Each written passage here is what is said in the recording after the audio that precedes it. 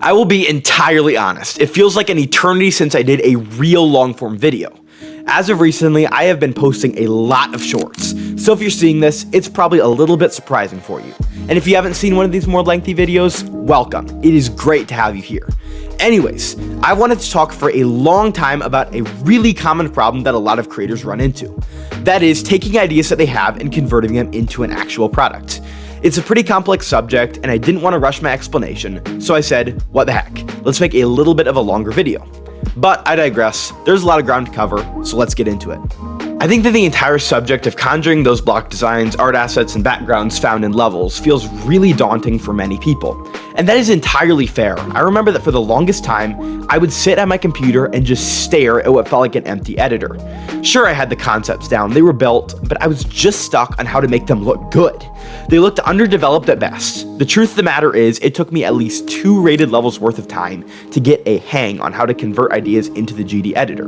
But once I did, all of a sudden, when I imagined something, it just clicked much easier. And I think that for a lot of creators, this hurdle is one of the most advanced ones to conquer. But hopefully these tips I'll be providing will get you on your way to becoming better in this field. First and foremost, don't set your expectations too high. This is hard to say and probably really hard to hear, but it's really important to know. Those hyper-realistic art levels you see winning contests and going trending have so much time and practice behind them. The reality is, Rome wasn't built in a day.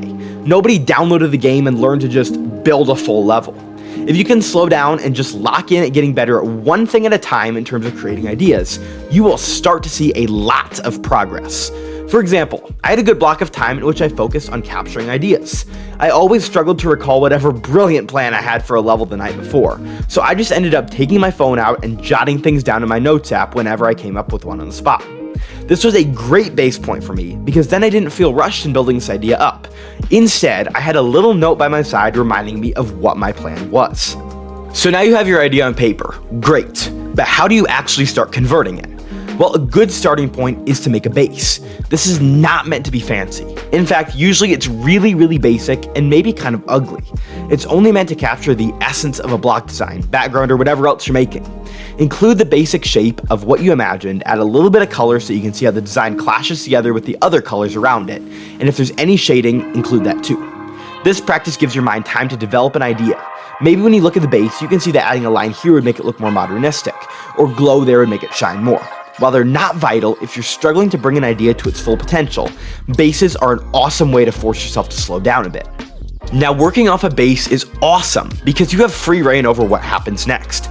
This is where creative practice really shines.